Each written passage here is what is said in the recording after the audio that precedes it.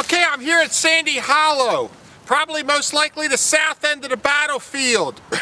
Now this is near Bloody Lane.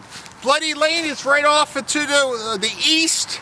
It's probably about, you can hear the cars, it's probably about maybe 15 yards from this position.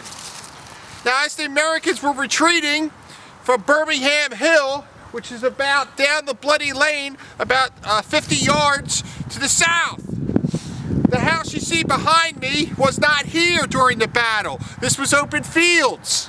Now, if you see in the distance, try to point to it as best I can, where my fingertip is, you'll see a pole up and down there. Now that's made of marble. That's a monument. That's a monument to Lafayette.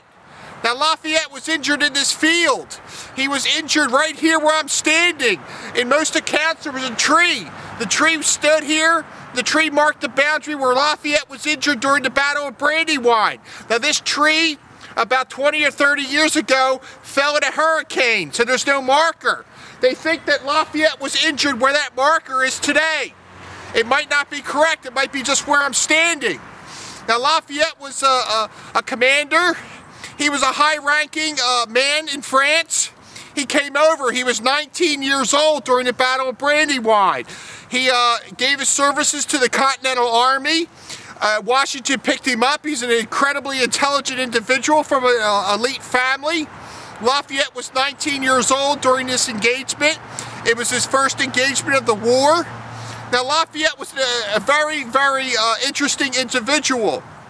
Later in life, back around the 1820s, he revisited this battlefield. He was probably in his late 50s at that time, maybe a little bit older. He came back.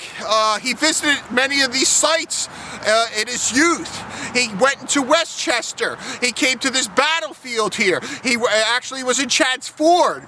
And the most ironic thing of all is that Lafayette's headquarters at Chadds Ford was stationed about a mile or a quarter of a mile to a half a mile away from Washington's. It was a farm. He stayed there. The inhabitants of the farm, the man that lived there, he visited this man. He was on his deathbed. The man knew Lafayette. He thanked Lafayette. He was a very nice man. He didn't raid his property. He was respectful. Lafayette was a very fine individual. Now, the sad portion of this story is that after the battle, the British were in the area and Lafayette's headquarters were ransacked. They went in there and there's a very extensive list about things that the British took from Mr. Gilpin's house. Now, what we have behind us, like I said, this is Bloody Lane. This is where Lafayette was injured. Now, Lafayette would have been dressed in the finest uniform. He would have had the finest saber. He would have been on a very nice horse. A lot about Lafayette is that he had a sash. He would have sashes around his waist. What these were used for, two of them exist to this day, is that the sashes were used as a carrying device. After somebody of high rank was injured on the battlefield, what they used to do when they take their sash and they would tie them around their feet and around their waist, and they would be lifted by their sashes and carried off the battlefield. Now Lafayette's sashes that are stained with blood survive to this day. They're in private hands in a museum, and they're a historical piece of the Battle of Brandywine. Now, a lot of this land around me is protected. I noticed when I walked down the battlefield, individuals were night hawking the site.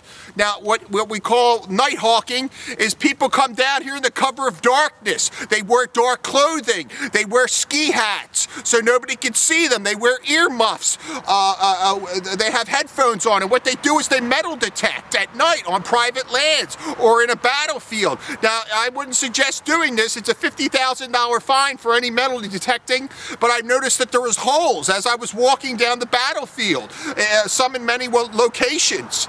I mean, is it really worth it to get a musket ball or possibly maybe a rusty cannonball for this area? Now, the police department is extraordinary. They look out for this. It's discouraged to even come near this area with any type of digging implements. Some of the local inhabitants on their own private lands, like behind me, this fence is a boundary. I can't go further than this fence.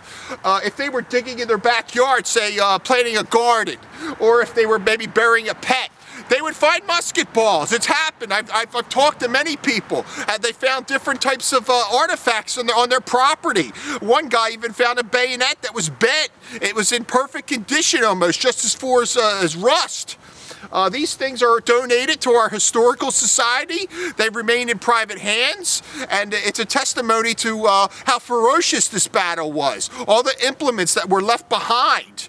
But like I was saying, this was a plowed field. Now I'm going to pan the camera around. You're going to get a really good idea of Sandy Hollow.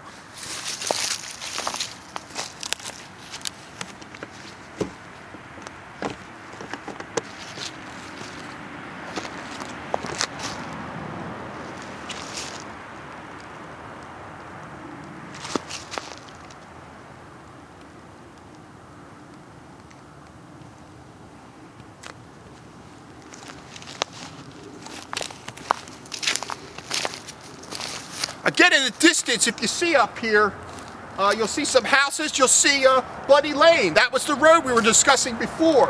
Now that road wasn't there. The road was a little closer into the field. This field looks like it did back then. There would have been a plowed field, or there would have been crops here, very short crops, maybe some barley in this field, or winter wheat or so forth. Now they would have trekked through here. They would have stopped in the middle of the field to form their lines. A couple of informations about Lafayette is, you know, he rallied the troops. There's different accounts of him, you know, exiting his horse in the middle of the field, putting his saber out and holding the line from retreating to Dilworth Town. I mean, they had another chance of trying to stop the British. I mean, there was a lot of dead on the British by now. Over at the other battlefield, Battlefield Hill, some accounts said that they lost almost all their officers and almost 3/4 of their men. And these are accounts that survived. So the British, during this time, the Americans weren't scared. I mean, they were in this field and they were making a stand, a defense. But I just wanted to show you that this is Sandy Hollow, and this is where the second line of the Continental Defense was formed. It was a good stand here. They stayed here for about 45 minutes to an hour. And it's just interesting that we preserve things like this today. This wouldn't be here if it wasn't preserved by the Battlefield Historical Society.